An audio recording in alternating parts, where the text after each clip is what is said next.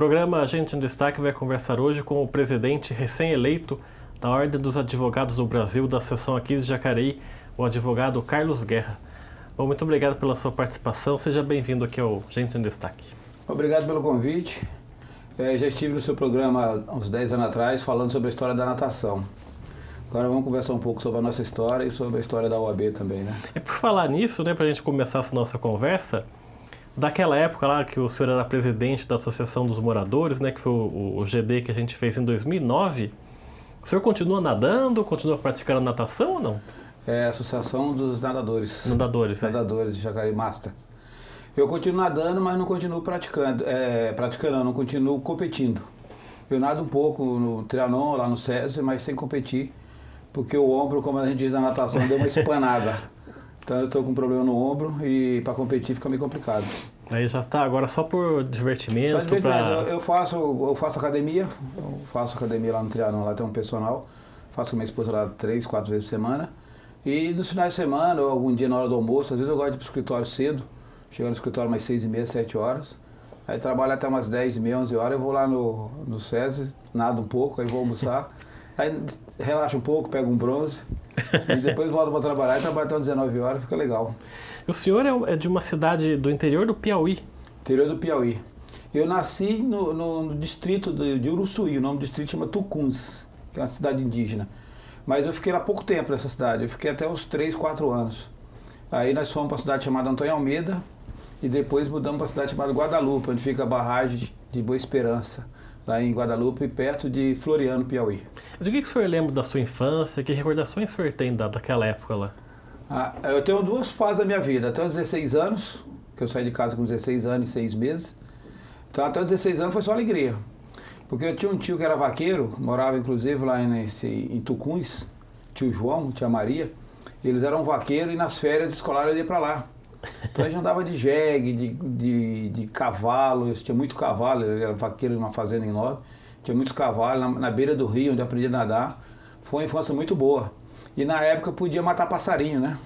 Então a gente disputava os moleques, quem matava mais passarinho, olha que judiação, né? Então tinha aqueles riachos lá, os afluentes dos rios, lá tinha uns riachos. A gente ia para os riachos catar aquelas pedras redondas, para colocar, chama estilinga, chama de baladeira, né? Para colocar na baladeira, que era para matar passarinho e prear.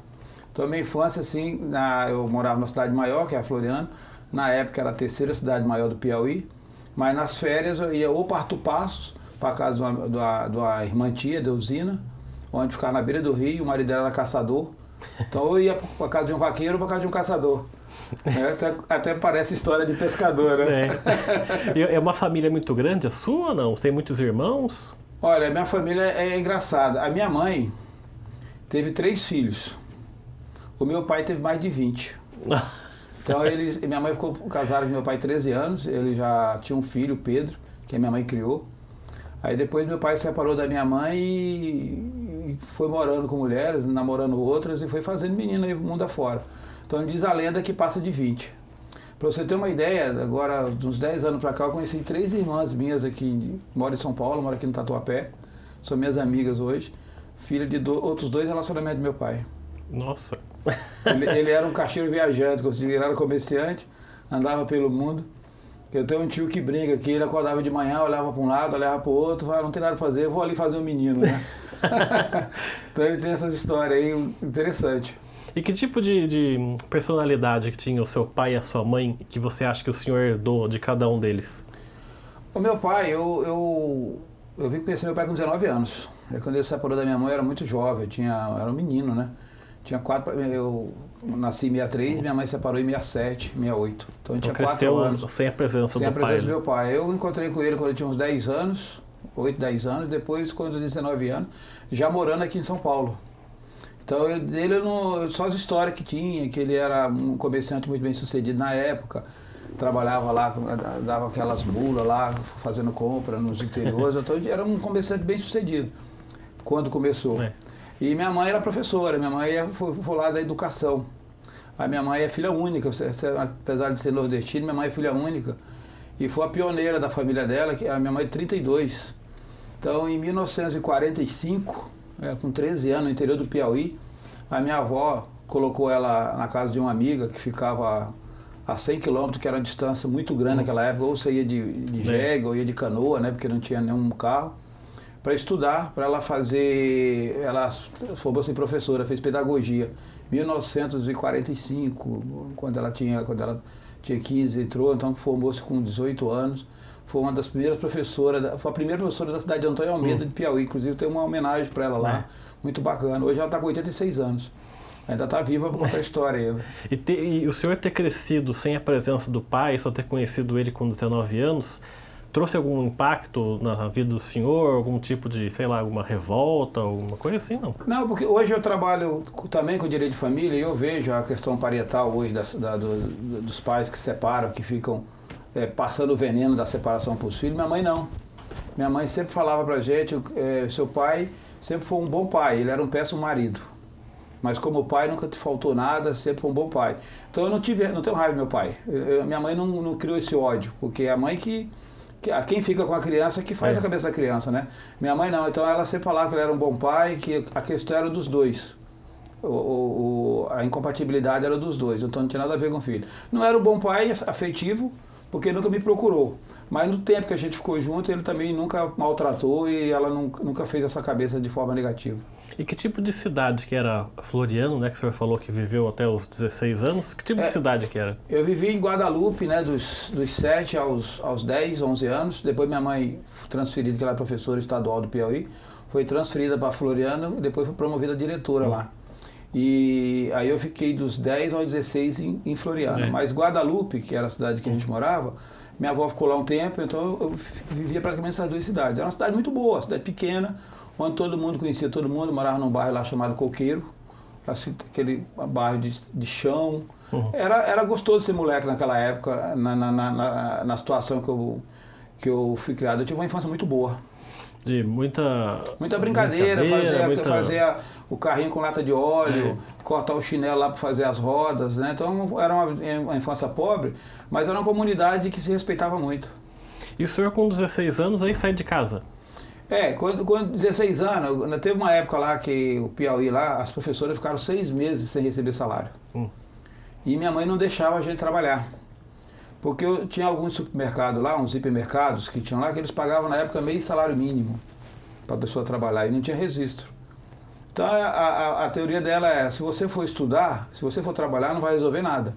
Meio salário mínimo não vai tirar a gente do sufoco e você vai ficar eternamente sendo burro de carga, né? Então ela não deixava a gente trabalhar e estudava. A gente estudava numa das melhores escolas lá, aquela escola industrial São Francisco de Assis, escola particular, muito boa.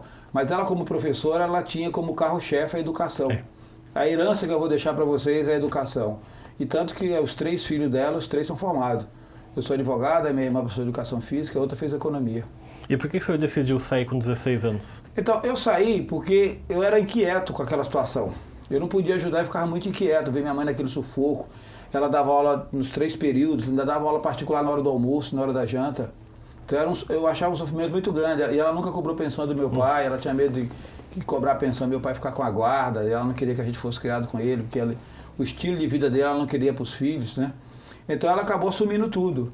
E foi um colega nosso lá na época, lá em 88, eu vim para cá em 89. Em 88 foi um colega lá visitar lá, e um daqueles nordestinos que chegou lá contando um pouco de vantagem, né? E a gente naquele sufoco todo. Aí minha mãe falou, você está tão bom assim, 89, você está tão bom assim, leva meu filho, que ele está louco para ir para São Paulo. 79, né? 79, eu tinha 16 anos, 79. Aí foi assim que eu vim para casa desse amigo, pessoa maravilhosa, só que a situação que ele estava não era a situação que ele relatou lá. Ele morava na Vila São Bento, eu vim para São José.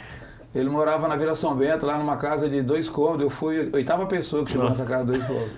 O banheiro, você tinha que pegar o ônibus para ir no banheiro, tão longe que era da casa, né? Que era tipo um comunitário, aí tinha um banheiro lá para todo mundo. Mas ele era uma pessoa muito íntegra. E com 16 anos era tudo que eu precisava. E minha mãe muito religiosa, eu costumo falar que na minha vida foram aparecendo os anjos na minha vida. Pessoas boas, né? Encontrei muitas pessoas boas. Em 1980, eu estudava lá no Macedo, lá no Jardim Satélite de São José dos Campos.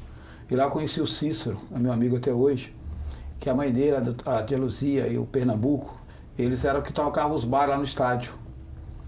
de Martins Pereira, né? O São José estava sobe, né? São José tinha aquele timaço lá de 1980, de 80. E aí eu fiquei muito amigo e ela meio que me adotou, a tia Luzia, né? Então, depois foi minha madrinha de casamento, ela já faleceu.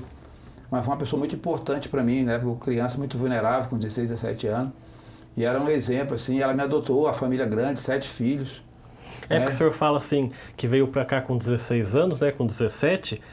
Hoje é completamente diferente a gente ver um adolescente de 17 anos em 2019, é diferente do que uma pessoa com 17 anos em 1980, né? 79, 40 anos atrás, então né? Era outra cabeça, né? A gente era criança mesmo, né? Inocente, né? Não era criança, a gente era inocente porque não tinha a quantidade de informação que tem hoje. Então era ruim e era bom também porque a gente não se atirava muito, o medo faz você ser cauteloso. E foi difícil para a adaptação aqui quando o senhor chegou, São José? É difícil, porque quando você sai da sua terra, você vai para outro local, a primeira porta que há para você é do inferno, né, cara? É droga, é prostituição, eu morava só, depois fui trabalhar primeiro serviço foi de servente de pedreiro lá no Bosque, trabalhei lá uns 2 meses. Aí, isso aí deu um lance engraçado, que eu era muito bom de matemática, minha mãe era professora de matemática, eu era muito bom de matemática quando eu estava na escola, era uma das matérias que eu nunca pegava pau, estava sempre bem em matemática, até achei que seria um engenheiro, né? E aí na época eu era um empreiteiro, né? Não tinha muito essas empresas que tem agora, era aquele empreiteiro lá que não registrava ninguém, era um cara que sabia trabalhar, pegava 10, 15 pedreiros, pegava uma casa e fazia um mês. Aí tinha um empreiteiro lá, ele tinha na época 12 funcionários. 9 pedreiros e 3 serventes. Eu era um dos serventes. Aí na primeira semana, ele era tudo por hora. Aí tinha um dos pedreiros, que era o que sabia fazer um pouquinho mais de conta, que era o apontador dele. Aí, sexta-feira, primeiro sábado, né, que eles foram fazer o assento, eu fiquei atrás do cara palpitando. Ele, 8 mais 9, eu já palpitando. Aí o cara ficou nervoso e me deu a prancheta. Aí eu comecei. Eu era o servente, comecei a fazer o apontamento do pessoal lá. Aí ganhava uma caixinha, porque todo mundo ia embora mais cedo, né? Aí eu fiquei 2 meses trabalhando de servente pedreiro. Aí depois fui trabalhar de balconista. Na época em São José lá tinha um paço municipal ali na Afonso Pena, que era um balcão de emprego. A gente fazia ficha lá. Aí eles mandaram uma carta para mim, né, um telegrama, que tinha uma lanchonete lá na Vila Industrial que estava pegando. Aí eu cheguei lá, era um português, Carlos Alberto, meu xará, que tinha saído de Portugal, tinha uma história mais ou menos parecida. E aí ele gostou muito de mim, aí eu fiquei trabalhando com ele uns 6 meses. E aí fui conhecendo as pessoas, fui caminhando. E nesses primeiros meses que o senhor veio para São José, começou a trabalhar como ajudante de pedreiro, a comunicação com a sua mãe é só por carta, né? Na época eu tinha a ficha lá, Orelhão. Eu ligava minha mãe uma vez por semana. Comprava a ficha, né, a DDD, aí eu ligava a cobrar, mas aí quando a situação lá estava muito ruim, depois eu parei de ligar a cobrar. Eu comprava aquelas fichas e ligava uma vez por semana. A saudade já estava grande, né? A primeira coisa que eu fiz, primeiro dinheiro que eu recebi, eu ajudava lá o Edivan, né, que era a gente chamava ele Baixinho, que era o que eu morava com ele, na época ganhava 900, eu não lembro a moeda, 900 por semana. Eu dava aqui então para ele, ficava com 400. Primeiro dinheiro que eu guardei foi a passagem de volta. Foi se apertar, eu vou embora. Mas nunca voltei, não. Foi a primeira poupança que eu fiz, uma poupança que era o Pelé, que tinha lá em São José, ali perto da praça do Bradesco. Era o Pelé que ficava assim, propaganda. Aí eu, Pelé, eu vou fazer uma poupança. Aí eu fiz lá uma poupança lá com o Pelé, que era o Pelé, que era o garoto propaganda, e da minha passagem. Hoje seria uns R$500. Comprar passagem e ir embora. Eu ficava mais tranquilo. Se não desse certo... Era meu Porto Seguro. Tá bom, a gente vai fazer um rápido intervalo aqui no nosso programa. A gente destaque e volta daqui a pouco. Até já.